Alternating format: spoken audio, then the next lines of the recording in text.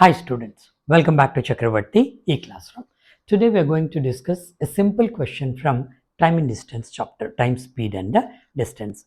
Actually this question has been discussed in our regular course of course, and even in doubt clarification sessions also I explained the same question in our regular courses with the same numbers also, because this question has been asked previously in many competitive exams, and even you can find this question if you type in Google. You can get it almost in more than 100 websites. This question you can find.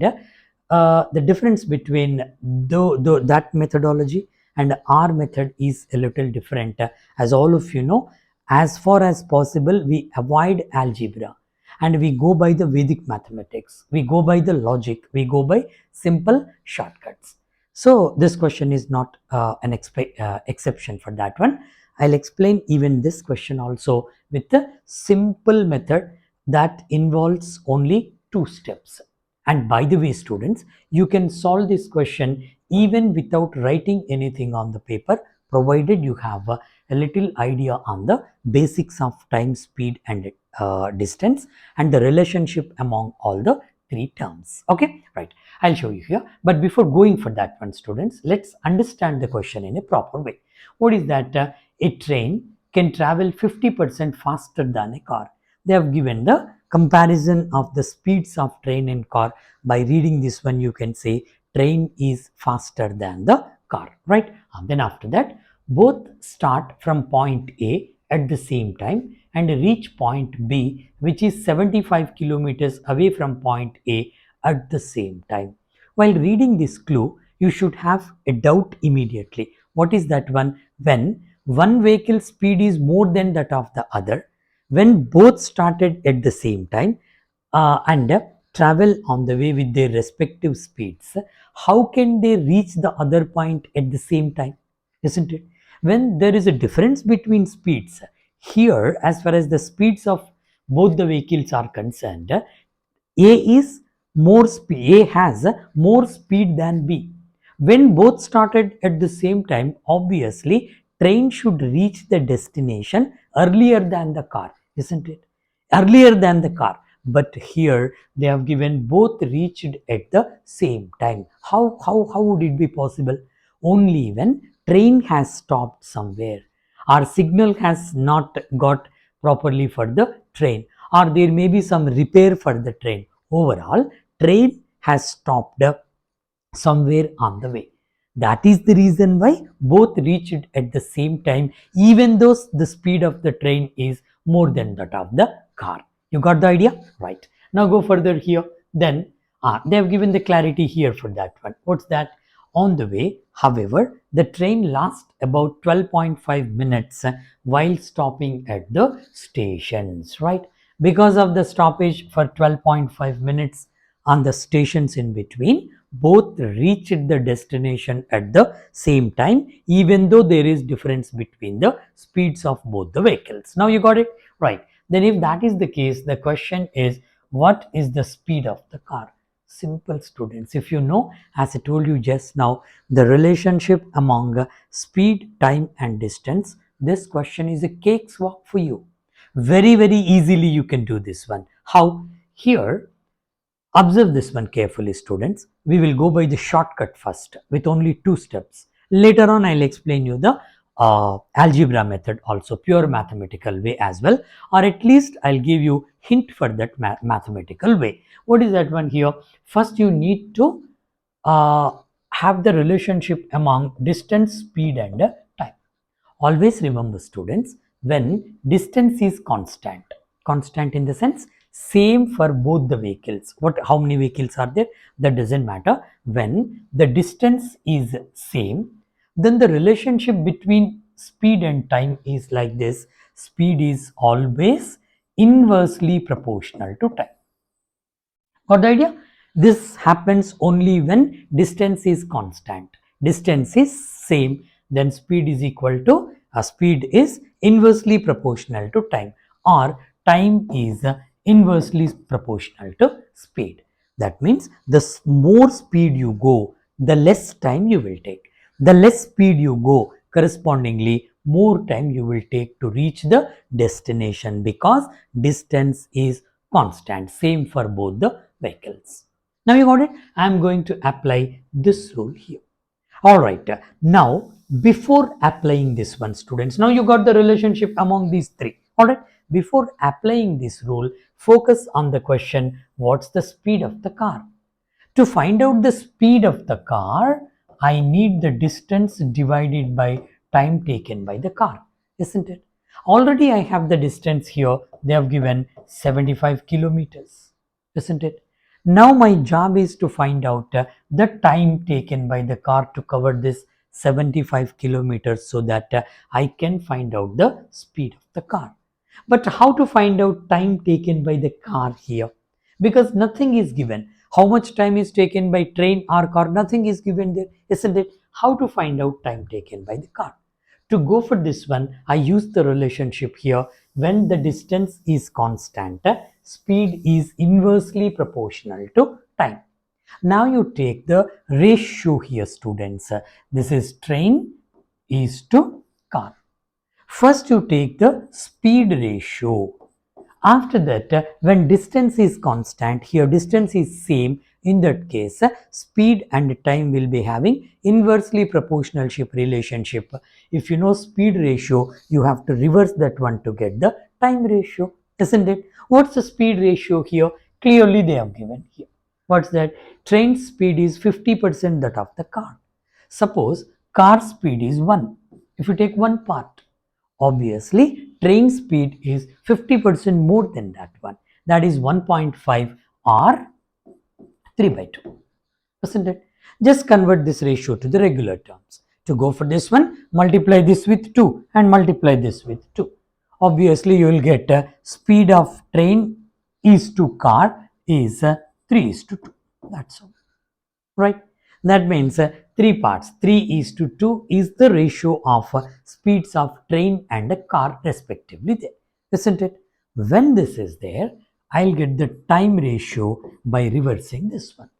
Then the time ratio will be 2 is to 3 when the distance is constant or the same for both the vehicles. Now here, to cover this 75 kilometers, time taken by train is 2 parts, for example. Correspondingly, time taken by car must be 3 hours.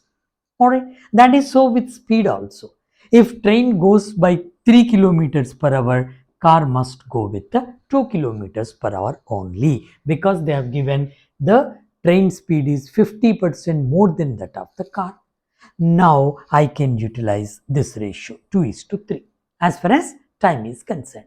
What is the actual difference here? I am using the unitary method now.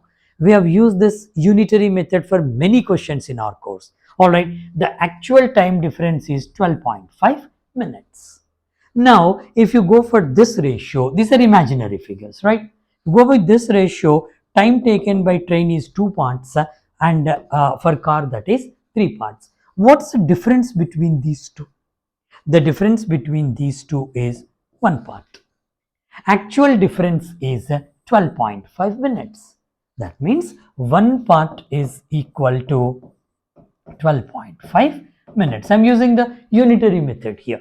My task is to find out the speed of the car overall, or finally to go for that one. Distance is already there. I'm trying to find out the time taken by car here using the unitary method. You must get a doubt here. Sir, how can you say that when they have given train lasts 12.5 minutes in the journey, how can you say that the time difference between car and train is 12.5 minutes in this scenario? Very simple, students. Here, suppose if train has not stopped for these 12.5 minutes in the middle of the journey, definitely it would have reached point B 12.5 minutes earlier than the car, isn't it? How simple this one. If train had not stopped for these 12.5 minutes, definitely it would have reached B 12.5 minutes before car only, earlier than car only, isn't it? Because of this stoppage only, both reach the destination at the same time, even though train is faster than the car. Got the clarity? Right. Now the difference between time difference is 12.5 minutes.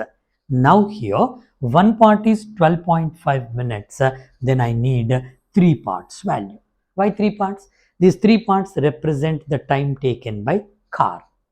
Now here one part is 12.5, 3 parts, how much? Obviously 3 parts here, 12 3s are 36, 12 into 0.5, 1.5, 37.5, 3 parts is equal to 37.5.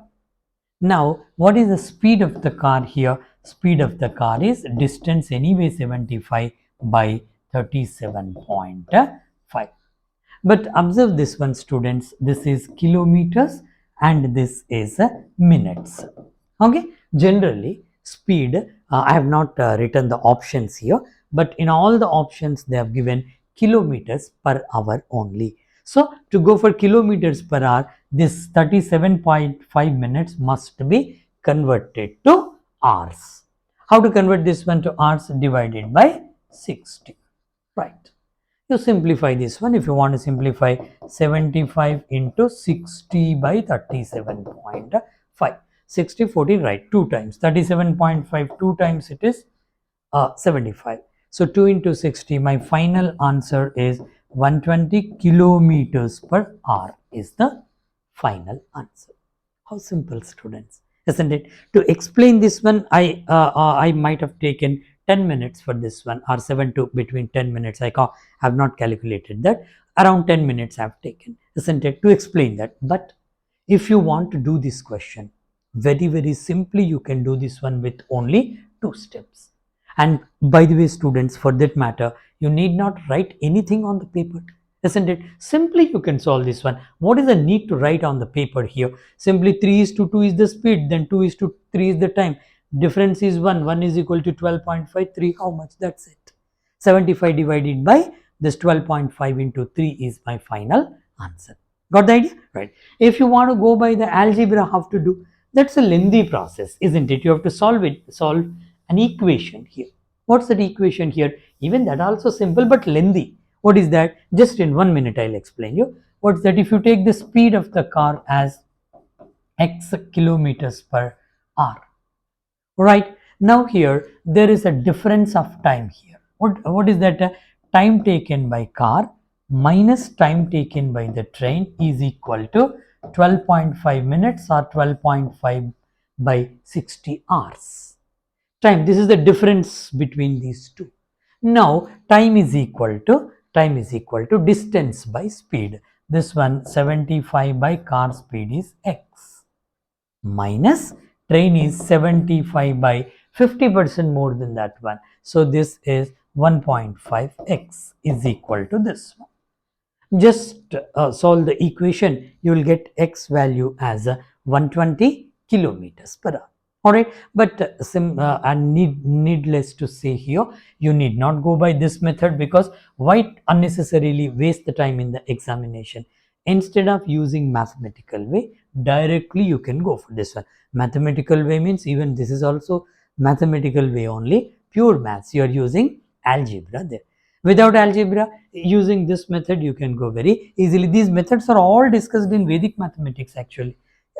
What I have used here, simply the concept of the ratios, that's it, and the concept of time, speed and distance. Got the clarity? Right. This is how exactly you need to go for. Students, I have one request for you. You please share this video with all your circles, so that the students who are really in need like you may also be benefited. You please do that one. And if anybody wants to join our regular courses also, you please download our app Chakravarthy Classroom from Play Store, and if you want to take it from App Store, it should be My Institute. Those students who are using iPhones or MacBooks or iPhone products, whatever it may be, My Institute, and give the, after downloading that one, it will ask for organization code. You give BWDHK,